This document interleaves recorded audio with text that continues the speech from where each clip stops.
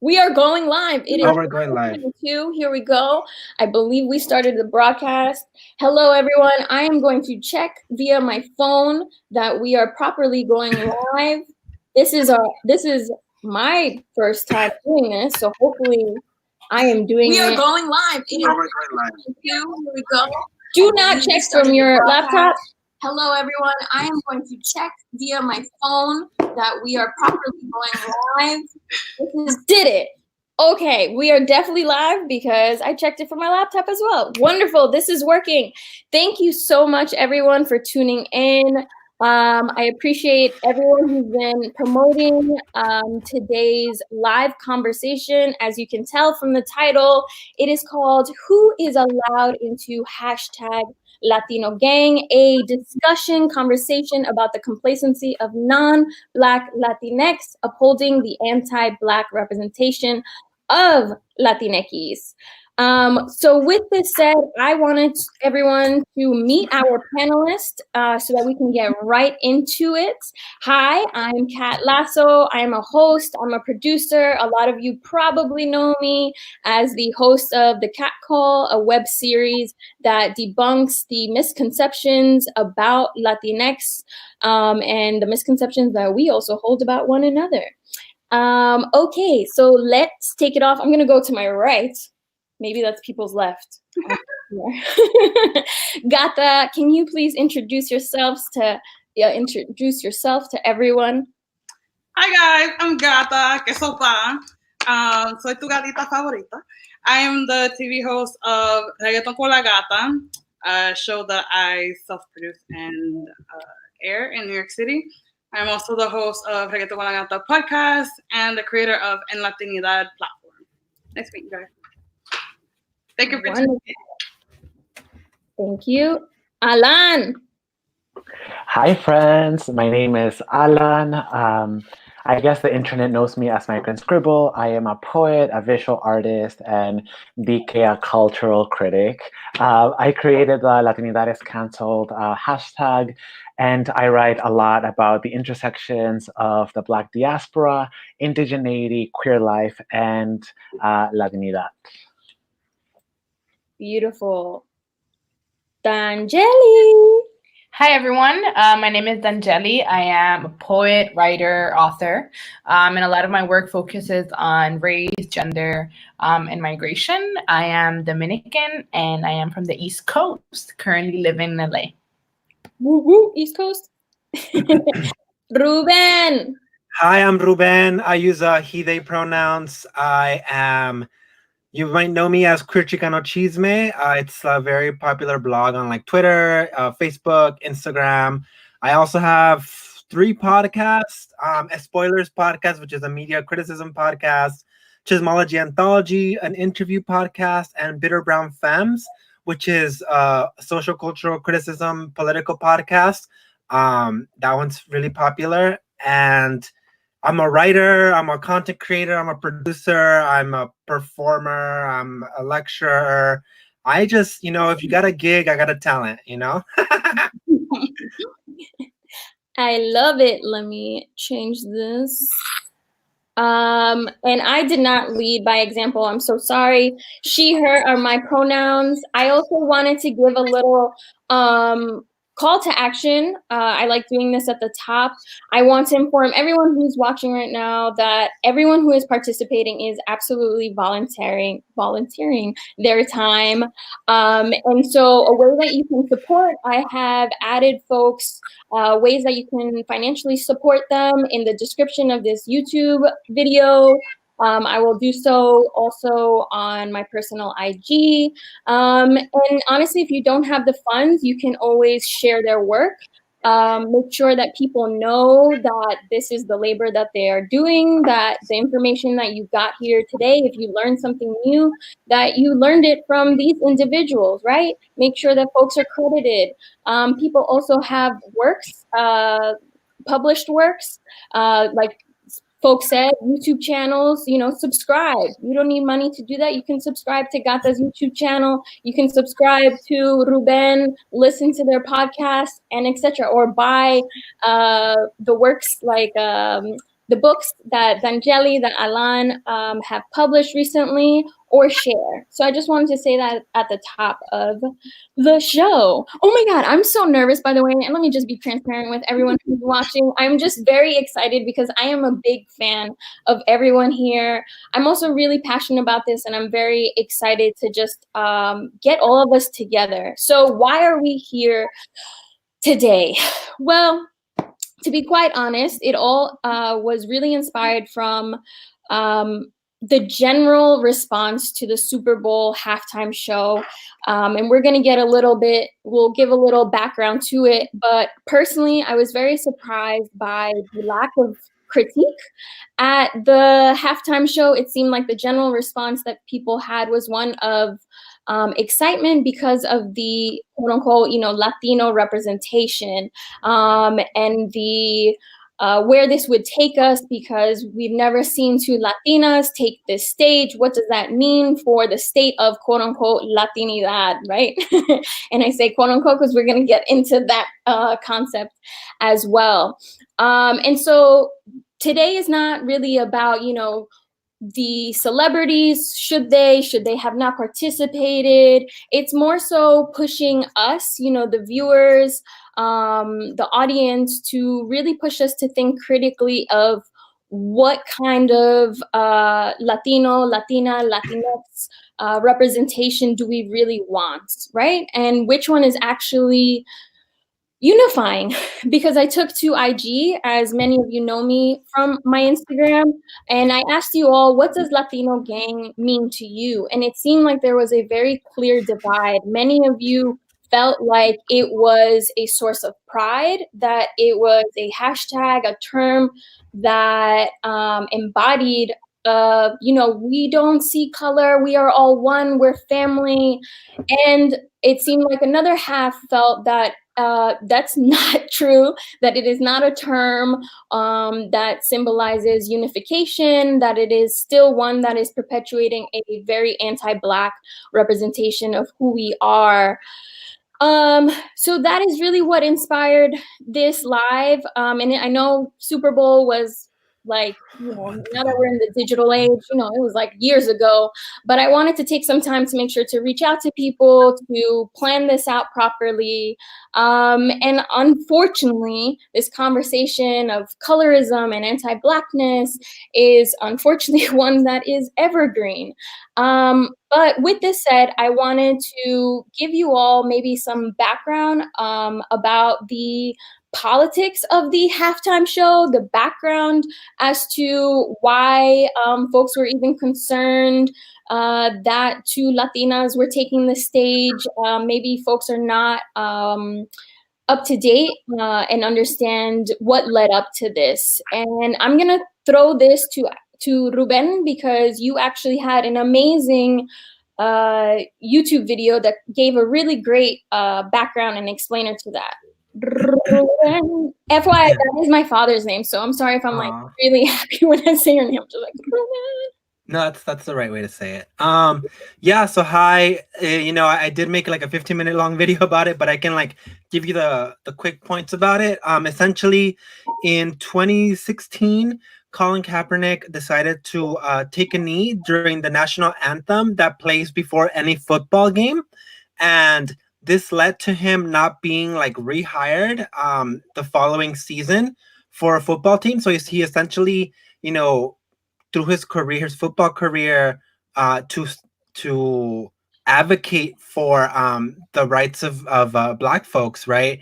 In his statement, he basically says something to the effect of, it's kind of hypocritical of me to want to stand up and like, praise this flag when there's countless Black and brown people being, shot by the police, in the name of this flag. And so he wasn't, picked up again for the following seasons. And there was a big media outcry, like, how dare he not stand up and respect the flag and blah, blah, blah. And like your politics out of my sports. But everybody ignored the fact that we are praising a flag in a sporting event is a political statement in and of itself. So they also ignored the fact that like this national anthem thing was not was not part of like sporting events, specifically not football, until after like 9/11. So after 9/11, they started broadcasting that part. Before that, sometimes they would play the national anthem, but athletes were allowed to stay in their lockers and like not be a part of that mess, right? But it was until the Department of Defense started giving sports teams hella money. I think the last report mentioned that it was like something like 6 million, above 6 million, to different sports teams to basically promote nationalism. So it wasn't until then that, you know, athletes were forced to be on the field and for it to be this big televised thing, right? So this not only has to do with like nationalism and like standing up to it, and also like who nationalism is even afforded to, right?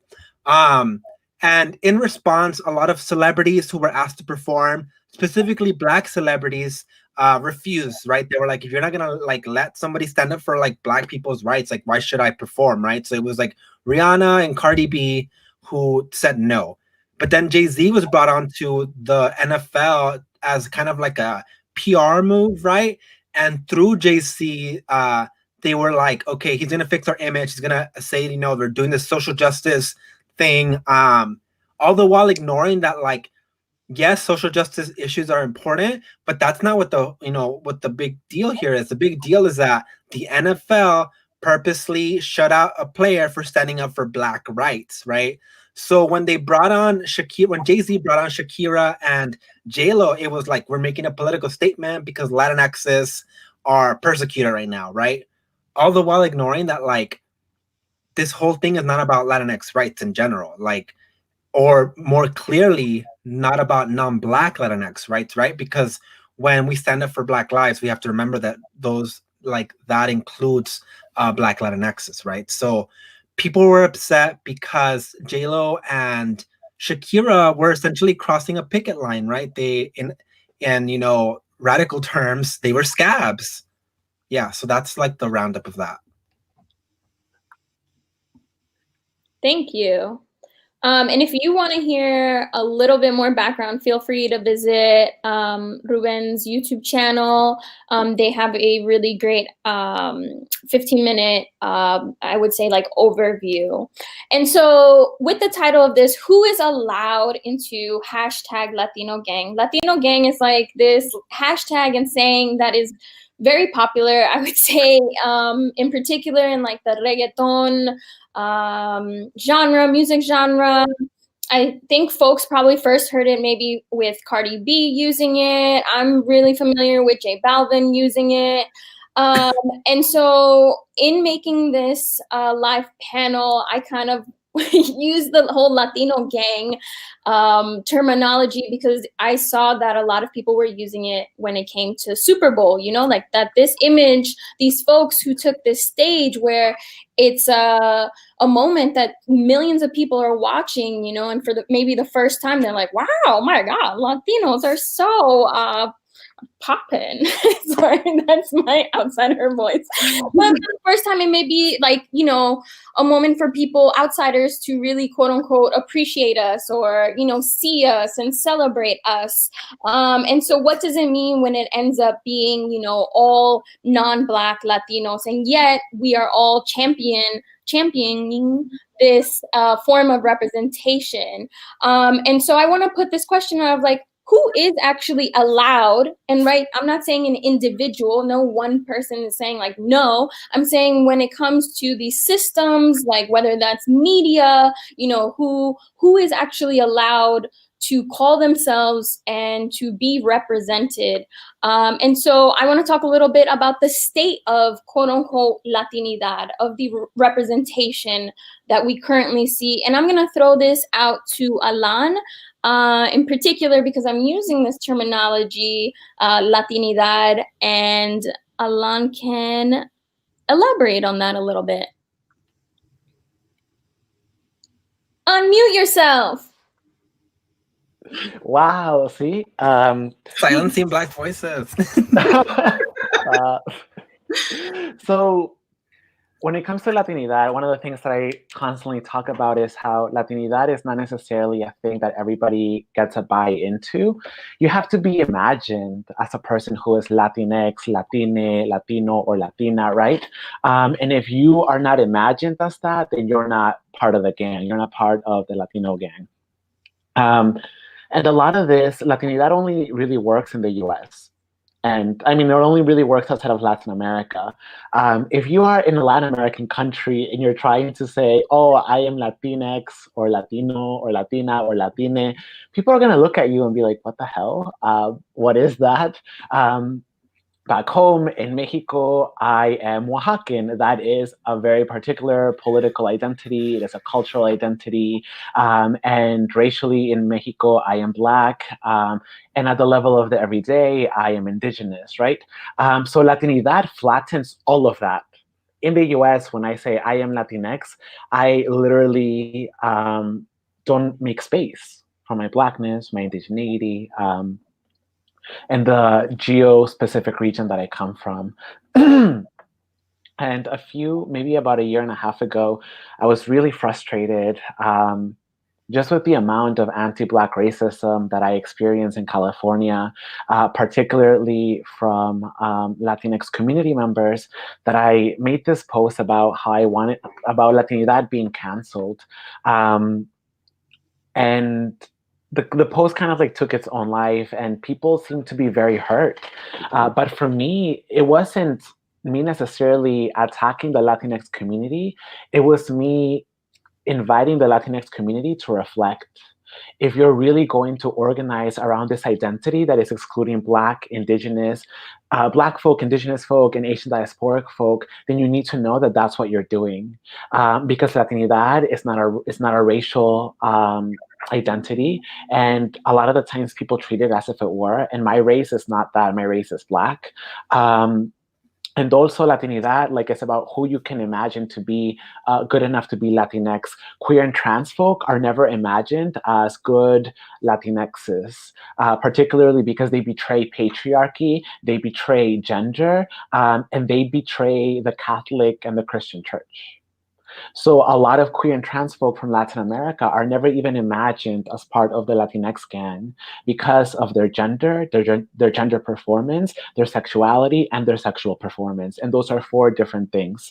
So my critiques of Latinidad are more about how it falls apart, and the ways in which, in order for us to actually build a Latinidad that can imagine a future, we have to center Blackness, indigeneity, queer and trans folk, as well as like the different diasporas in Latin America that have been, that arrived. Some of them arrived forcefully as slaves, particularly the Chinese and the Japanese, and then others have been arriving through displacement, right? Right now, there's a huge West African community in Latin America because of displacement, and a huge Caribbean community from the connected Latin American countries. So we really have to think more critically and expansively about Latinidad. Thank you. Okay, so what if, I feel like my role here today is also trying to echo a lot of the concerns of people or questions that people have. And so what I got via a lot of my IG when I was putting this out was people being like, what are you talking about, erasure of Black people? Like, in particular, if we're talking about, reggaeton or just music, folks are like, what do you mean? I love Don Omar. What do you mean Black people are not part of quote unquote Latino gang? Like, hello, Tego, Osuna. And so I'm going to throw, you see Gata. So Gata, I'm going to throw I know a Black person. Okay, so Gata, to the people who genuinely, don't understand what folks are talking about when they bring up the erasure of Black people among Latinx folks, what do you say to them? And maybe you can also use specifically the example of like the music industry or specifically reggaeton. Ooh, there you go. There I am, tan cachetona. Beautiful. Now, in regards to how Blacks, that sounds horrible. In regards to how negros are erased regarding como like in music, specifically. I mean, reggaeton is the perfect example of that. People often talk about, o sea, in this example, for example, a Latino gang. I'm nervous, you guys. You see me like you got this. But in regards to Latino gang, no.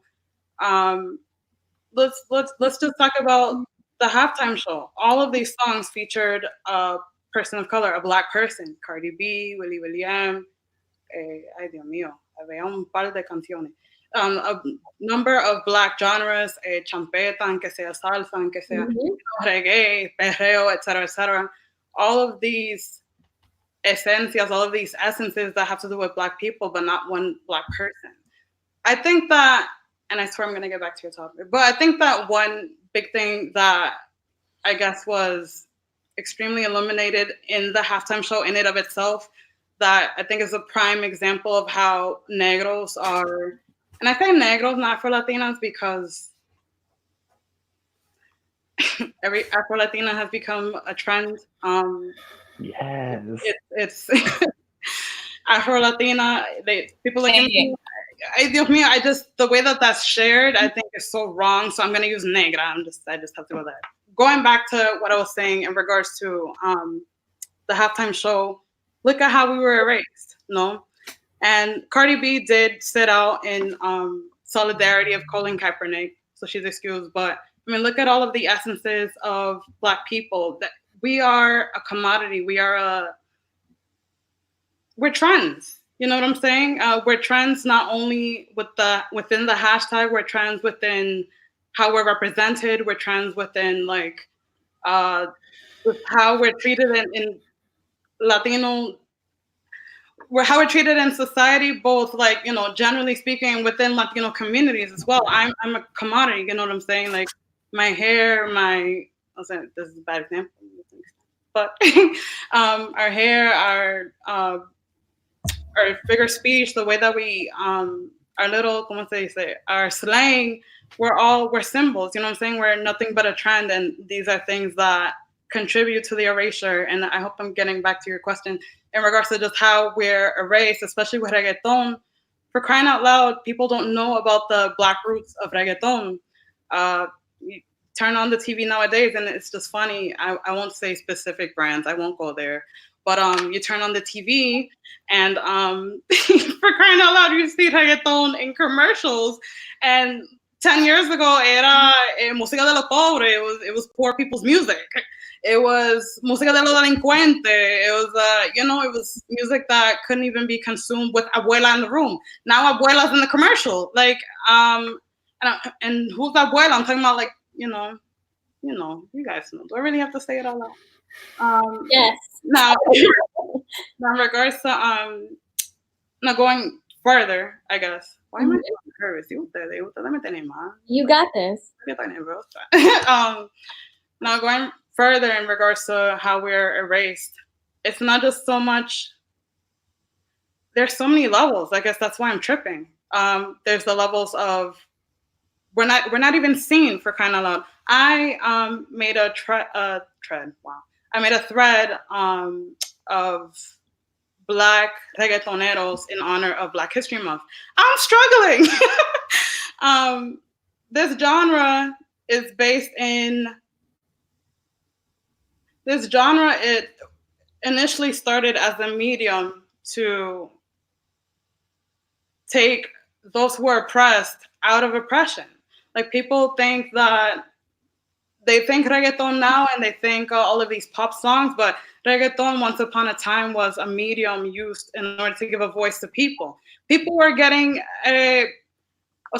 Chief Pedro Toledo of Puerto Rico was lining up with religious leaders in Puerto Rico during the time of underground to prosecute and persecute people who played this music. The noise was magical. It was a place in which people can really exercise their freedom of expression, their freedom of, of speech, etc. And that really, freedom of speech in regards to how they were being oppressed in things of political nature. Now I'm trying to reel it back. I'm sorry. I don't know. I'm so nervous. You're 100% on topic. So that's Puerto Rico, and with Panama, for crying out loud, yo soy panameña, porque lo sepa. People really go off in regards to how Panama fits into part of the story, which I think is absolutely obnoxious. No hay reggaeton sin reggae. Escríbelo. There's no reggaeton without reggae. That reggae, in part, has to do with a lot of what Black Latinos has to do. Black Panamanians chose this. Why am I tripping? Black Panamanians chose this genre of music in order to express themselves. They were being prosecuted, et cetera, et cetera. So in regards to, and narrowing down, in regards to how we are erased, we're erased in every single facet that has to do with medium, both visually, musically, and now even audibly. Reggaeton de ahora doesn't sound like reggaeton of before, and that's on purpose, you know. It's now a commodity. It's now a trend, and I guess I'll end there. Perfect. And I think that what folks would say to this, right, would say, okay, but what do you mean the erasure of Black people? You know, I have a Black grandmother, or I have, you know, a Black great-grandfather, or, you know, Blackness exists in the ancestry of all Latinos, of all Latinx. What do you mean? You know, like Shakira brought up a group of, you know, Black dancers. How's anybody erasing Blackness when Blackness is there? It exists within me. So that is a sentiment that I see brought up a lot, and I specifically saw brought up in my IG stories of people saying that ancestry equals race. And I'd love to throw this to Danyeli, if you feel comfortable taking this one on, maybe unpacking, you know, does ancestry equal race? No, I think something that Afro-Latinidad or Afro-Latinx discourse has introduced into the overall academic discussion of race and / Latinidad is that it's been a pushback, right? That not necessarily having African ancestry or indigenous ancestry means that you are going to be treated as someone who is indigenous or someone who is Black. And I think, I guess I'll bring an example to myself later on, but it's very important to understand that the way that you navigate the world carries a lot of power, right? And also dictates how much power people give you or allow you access to. And that power manifests in representation, in access to resources and academia, and outside to employment, and everything else, right? And I guess I'll give an example to myself, right? In New York, I was someone who navigated the world as another Dominican, because there's such a big Afro-Latino population, especially Black Dominican population in New York. I never had to question the way that I navigated the world. It was almost like whenever I entered the room, automatically people assumed that I was Dominican or that I am Dominican. And I never had to question my Blackness. And it allowed me for a long time, especially in childhood and in growing up in the Bronx, to separate myself from Blackness. And I really identify with Blackness, because the way that I grew up, Blackness meant ugly, Blackness meant poor, Blackness meant something other than Dominican. And it also meant something that did not benefit me in succeeding, right? Or in having access to power here in the US. Eventually, when I started learning about the difference between Blackness and ethnicity, and understanding that I really do navigate the world as a Black person, it was when I started understanding the ways in which I had been robbed of representation and of power. And that means that I was able to understand why when I was a kid and I would be watching novelas, I never saw myself there, right? I always saw, and I can bring up, I'm not sure, you know, if anyone had access to this, but there was a novela that I used to watch when I was about 7 years old. It's called Vivan los Niños. And it's a Mexican novela. And the plot is around, you know, these young kids that are like in second grade, third grade, and they're just navigating the world, and it's like a children's novela. All the kids were white. And then there was one kid that was Black. And it's very interesting going back now and seeing the way that they treated this kid differently because he was Black. And the racism in the novela is so obvious. But as a kid, I never identified with that kid because that kid was the one that was seen as poor, as ugly. And I always wanted or aspired to whiteness. So whatever whiteness looked like, whether that means straightening my hair, I deemed that better. So I never really had to think about Blackness until I went to college. But really, I never really had to understand the way that I navigated Blackness or the way that I navigated the world because of my Blackness until I went to Mexico. And this is a story that I like sharing because I got stranded in Mexico. And it was very obvious when I was dealing with airport and airlines and trying to get back to the US that my Blackness in Latin America was automatically seen as less than, right? I was treated in a way that was extremely biased, unfair, from being almost discarded when I was asking for help. And I mean, I was crying my ass off. I was trying to get back to the US because I lost my green card and I lost, my credit cards and I had no money. And the way that Mexicans treated me said a lot. And the way that I was able to see the difference was because when I was speaking English, and they saw that and they thought that I was a Black American, they were able to be nicer to me, to be more helpful. But the moment that I spoke Spanish, trying to make them comfortable because they were struggling with their English, the way that they treated me completely changed. And suddenly they were questioning about my visa. They were questioning about why I was traveling to the US. They questioned how I entered Mexico, whether I came into Mexico legally, and why I wasn't in Cancun, right? And on top of that, moving to LA and really seeing the way that Black people are treated, not so much because I read about it, right? Or because I had Black friends, right? Which is the way that I navigated the world in New York because my Dominicanidad almost kind of blanketed my Blackness. Navigating the world simply as a Black person, as a Black woman, because many folks here in California or in Los Angeles don't know what Dominican Republic is or don't even know that it's in Latin America. I really got to understand and really see the way that Black people are treated within Latinidad.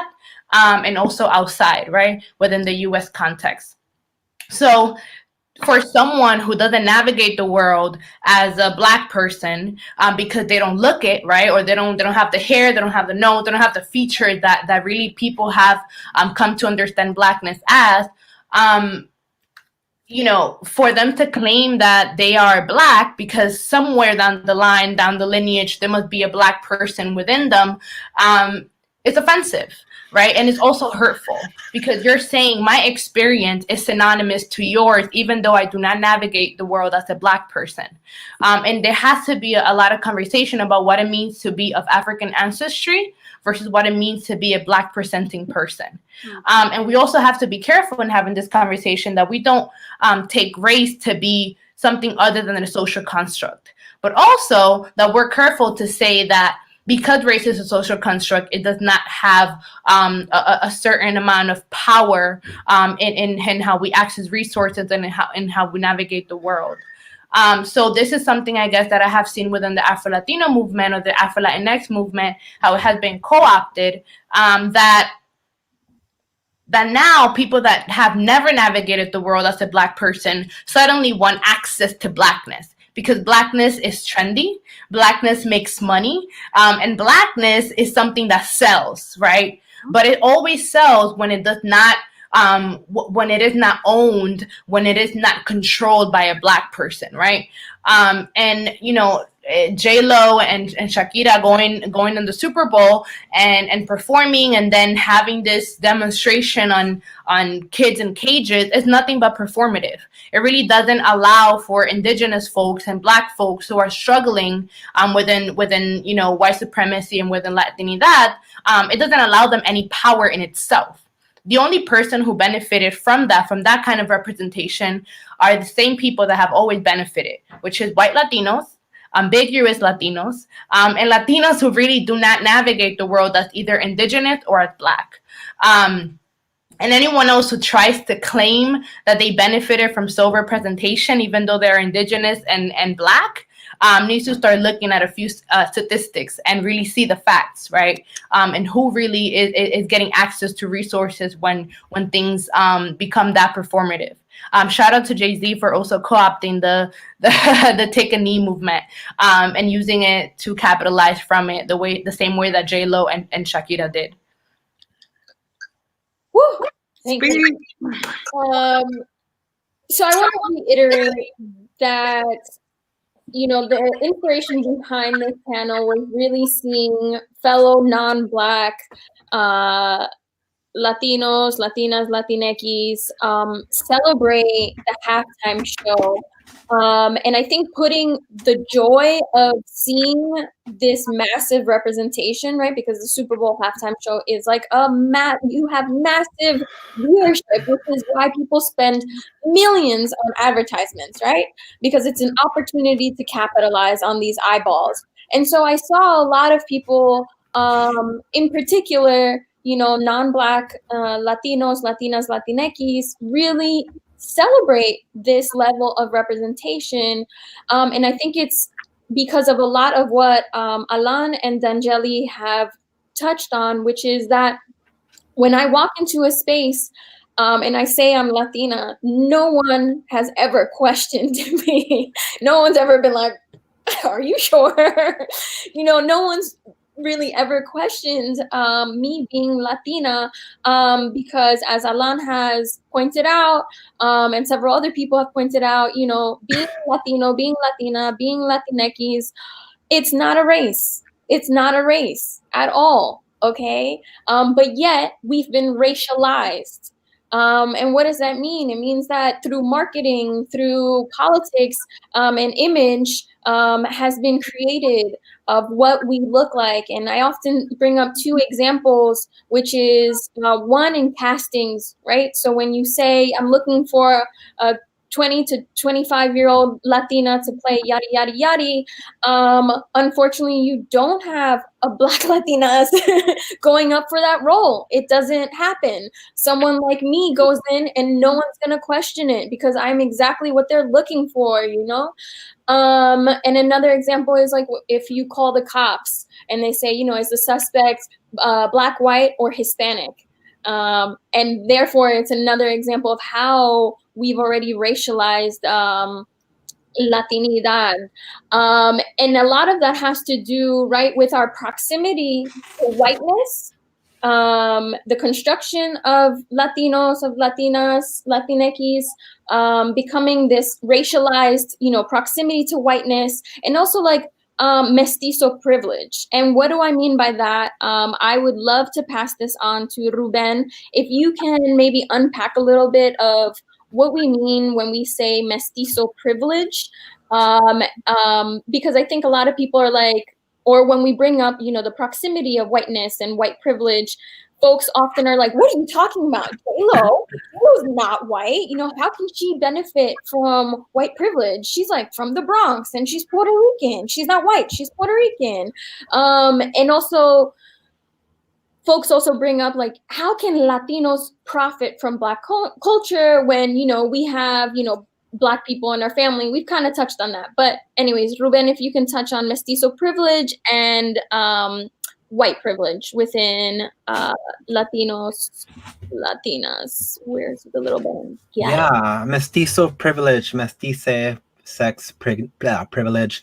I think we have to begin with the fact that like Latinx folks, like although the term is like an American term, like Latinx folks exist like outside of the US, right? So when we look for, like, for example, at Mexico, we're talking about a mestizo supremacist state, right? Like the majority of people there are mestizo, and the world caters to them after it caters to white people, right? So that in and of itself is a privilege, right? It is a privilege that we, you know, were acknowledged by the state and in our home countries before Black people, right? Like, so if I'm not mistaken, Ruben, I'm so sorry to cut you off. But just to break it down to make sure stuff is very accessible to people, what does mestizo even mean?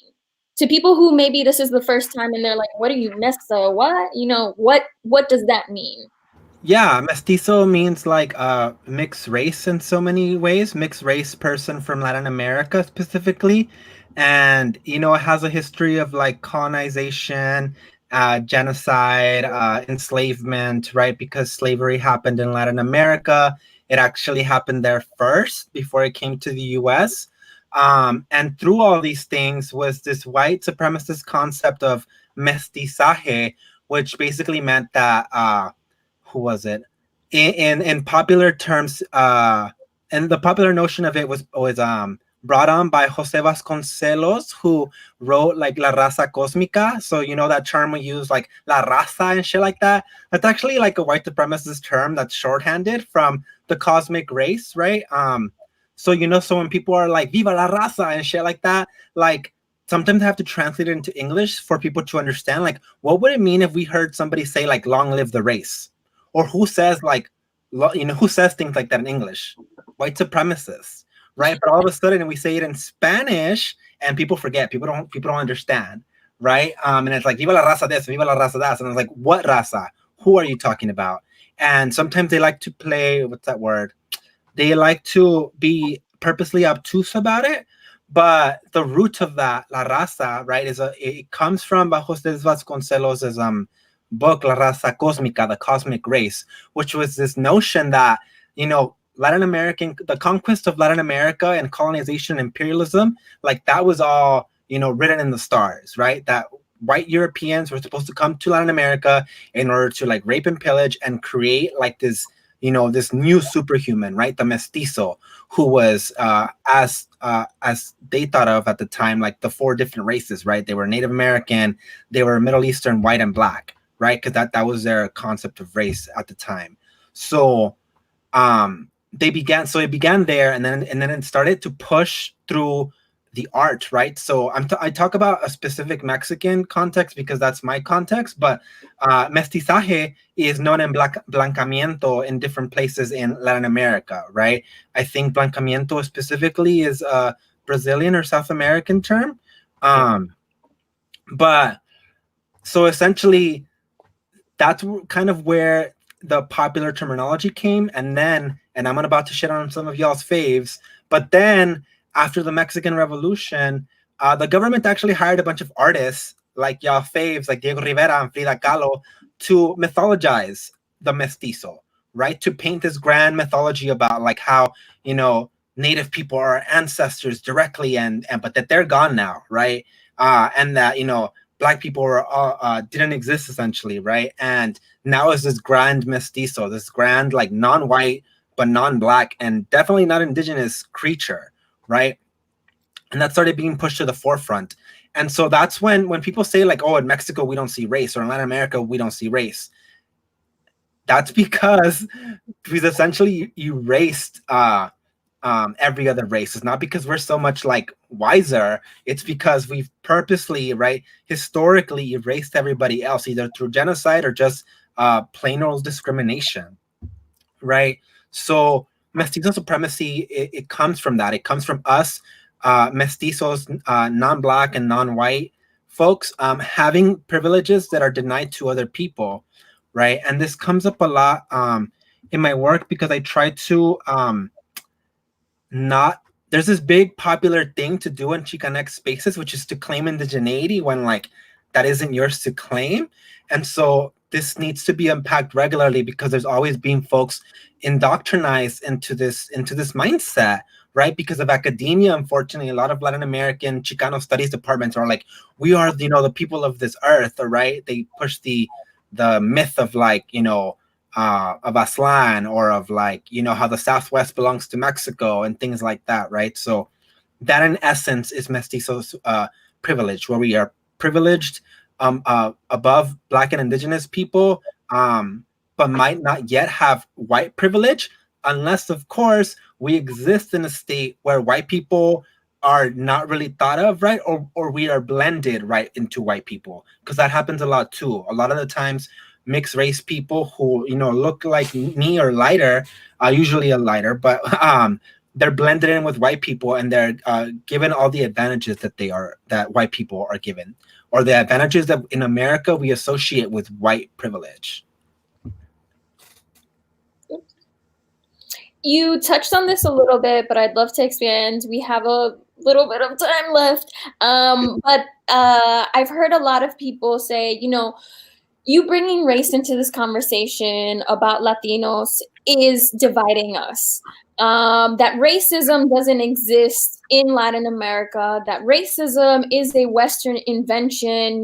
This is very much like a Western thing. And by having this conversation, or, how dare you bring up, anti-Blackness, for example, when it comes to the Super Bowl halftime show, because it was such a great moment for all of us.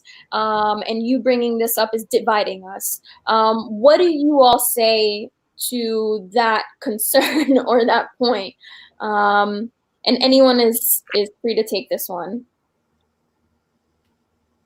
Not all at once.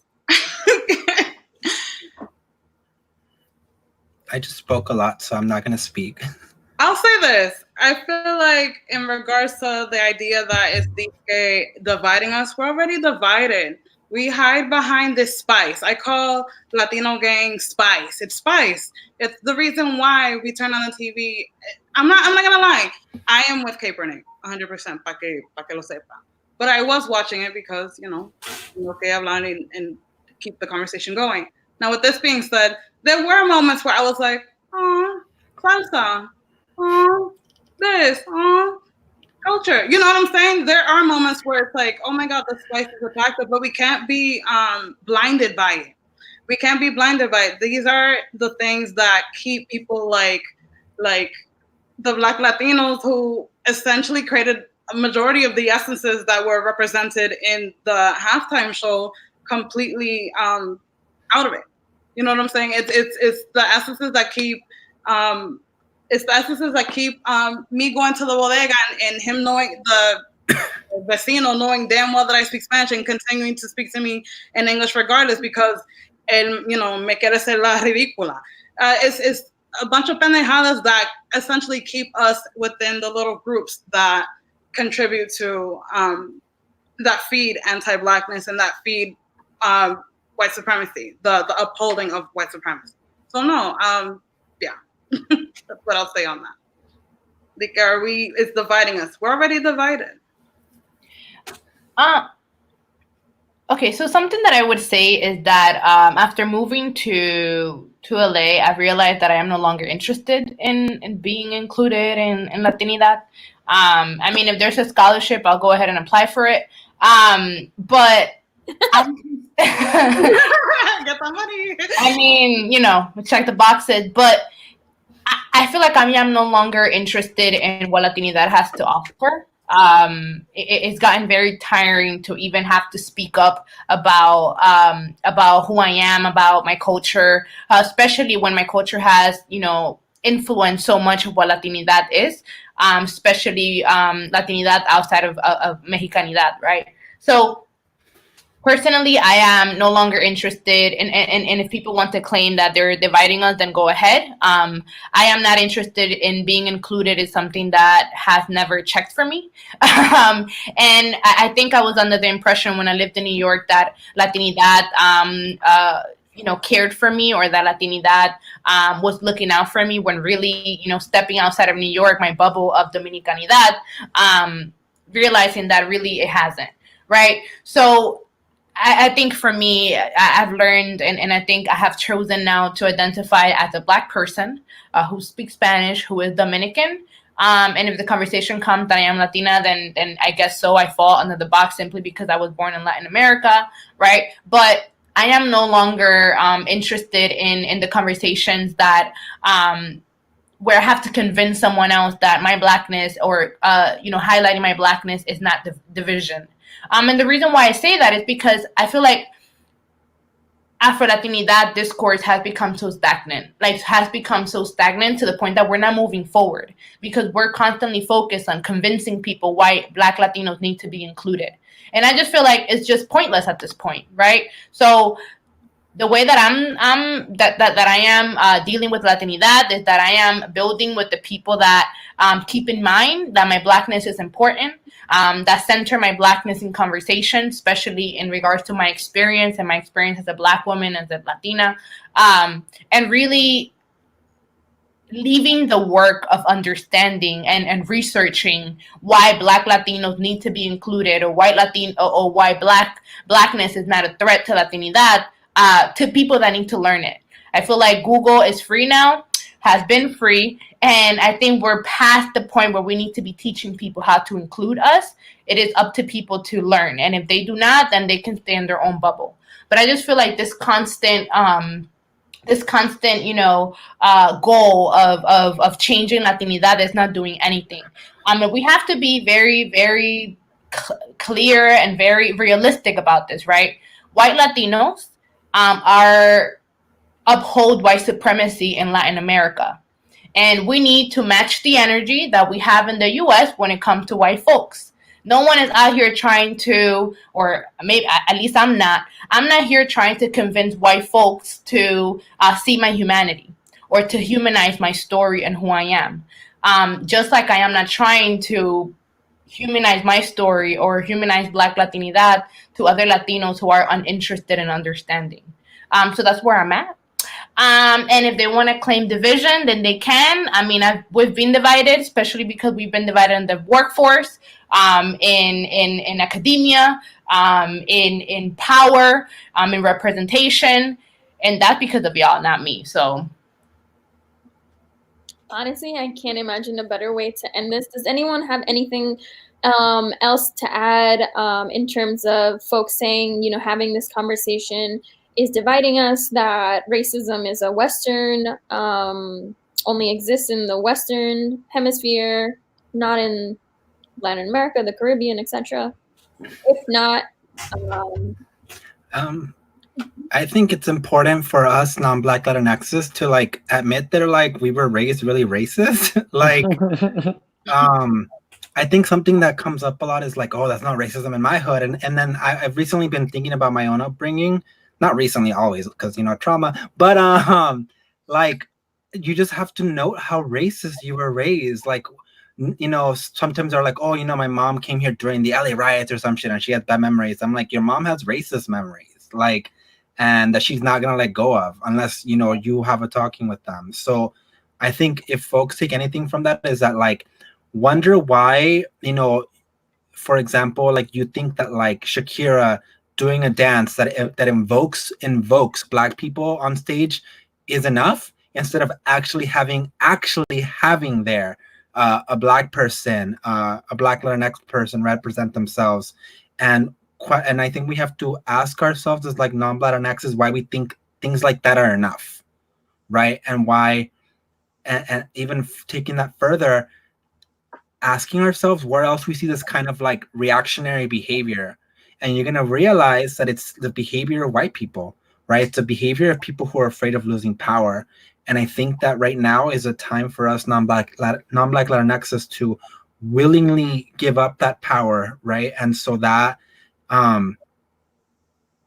that's overdue. Thank you.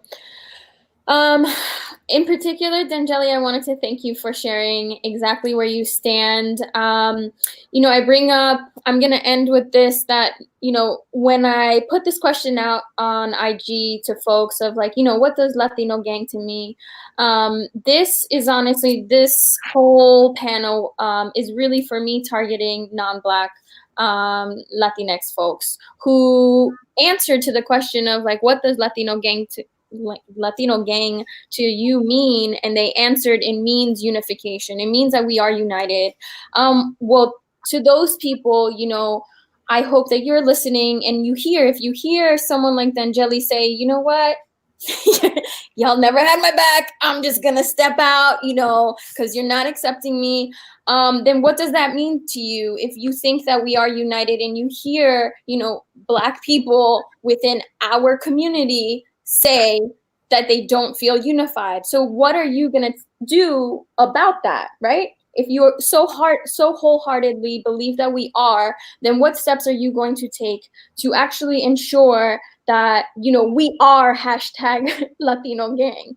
And so with that said, I wanted to end with like, okay, maybe you watch this and you're like, okay, I kind of understand. I get it now. I see the ways that in which these type of representations are upholding white supremacy. What can I do? I'm going to share some things, and feel free, whoever wants to chime in. But I would say, you know, like Danyeli said, Google is free. Continue educating yourself. My friend Gabby once said something along the lines of like, you know, you have like white angle people all the time making like bonsai gardens in their backyards because they spend time on YouTube and reading books on like, you know, how to do that. So you can read up on history and you can educate yourself. Google is absolutely free. And also, I think changing language is very important. So when we say Latino, when we say people of color, you know, let's be really intentional that we actually mean that. And if you're talking about Black people, you need to say Black people. Don't sugarcoat it or try to water it down by saying people of color. Be very intentional with the language that you used. As Ruben brought up, you know, being more mindful now. What does quote unquote la raza mean? You know, what does brown mean? What does Black mean versus brown, etc.? Be a little bit more mindful. And the last things I would say is, you know, do follow these folks. These folks are literally every day sharing tons and tons of resources and also a lot of their personal narratives. And this shit is exhausting to folks who maybe can understand how it is exhausting maybe as a woman to explain to men certain experiences as a woman. It gets very tiresome. I know that for me, I don't really have any like male friends because I've just made that my thing. I don't want to put in that labor. So for Black people, it can be that same thing where they're done explaining this. And so it's on us non-Black Latinx folks to, you know, hold up a lot of that labor, educate yourself, follow them, make sure to credit the people that you are learning from, share, and also give back. So as I've stated in the beginning of this live, I put everyone's like either their Venmo or Cash App. So if you've learned something today, feel free to, you know, give them some money for the labor, for the work that they do. They also have written work that you can buy. If you are not financially able to do that, you know, subscribe, follow, and share. Is there anything else that you all would say for folks who are like, okay, I kind of get it, now what do I do? No. Hi. I think a big part of it is like, you have to be committed to messiness, right? I think that for me, as somebody who is Black and who is light-skinned, who benefits from colorism, right, things are always going to be messy, and I can't run away from them, because if I run away from messiness, I am not being accountable to the people who experience anti-Black violence at higher rates than me. So if I, as a Black person, have to like always think about that, then you, as a non-Black person, should also like learn to move with messiness as opposed to running away from it. Because if you run away from it, then you're distancing yourself from possibility. And I also think that you need to do the work of figuring out how Black folk got to your country. Blackness exists in every single country in Latin America. We have the largest population of Black people outside of the continent of Africa. So it is your duty to also learn that history, because you are most likely somebody who has inherited or who has benefited from how Black folk got to the country that you come from. Beautiful. All right. Yes. I'd just like to add, in a media consumption perspective, just be mindful. El reggaeton, el perreo, el sandungue, el bellaque, all of these styles, all of the música urbana, is a lot of based in Blackness. Just being mindful of, where the roots come from, and also accepting the fact that it is okay to question what it is that we are consuming. That's what I want to end on.